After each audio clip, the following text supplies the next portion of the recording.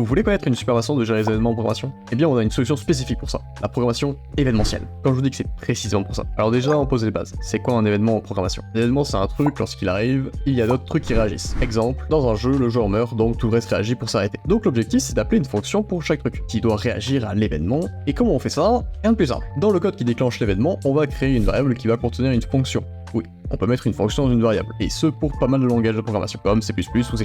Et cette variable fonction, on peut l'appeler lorsqu'on veut déclencher l'événement. Tout ce qu'il nous reste à faire, c'est lui dire à qui l'envoyer. Et alors, toujours aussi simple, depuis les codes qui reçoivent l'événement, on va rajouter une fonction à notre variable. En C# c'est très clair, c'est avec un plus égal, et en P, on met une fonction en plus à appeler lorsqu'on appelle cette variable, qui, je le rappelle, contient des fonctions. Ce que l'on vient de faire, ça s'appelle un subscribe, on s'abonne quoi. Et ça veut dire que l'on peut aussi se désabonner. En C#, toujours aussi clair, moins égal. Et voilà, plus besoin de s'inquiéter à modifier tout le code partout, vous pouvez simplement séparer vos événements des objets qui doivent y réagir. Dites-moi si vous voulez une version plus explicative, posez-moi toutes vos questions sur comment marchent les jeux et comprenez encore plus pourquoi les devs galèrent.